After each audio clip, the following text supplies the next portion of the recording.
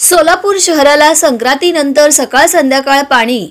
नोव्हेंबरमध्ये मुदत संपलेल्या सोलापूर ते उजनी या 110 किलोमीटर समांतर जलवाहिनीचे काम जानेवारी अखेर पूर्ण होणे अपेक्षित आहे। उजनी धरणावरील पंप हाऊसवर महापालिकेने पाणी उपसा करण्यासाठी 1150 HP चे 4 पंप बसविले आहेत।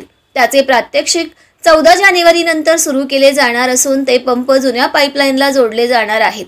या पार्श्वभूमीवर मकर संक्रांतीनंतर सोलापूर शहराला 4 दिवसाआडच पण सकाळी 2 तास व संध्याकाळी 2 तास असे दिवसातून 2दा पाणी सोडले जाणार आहे।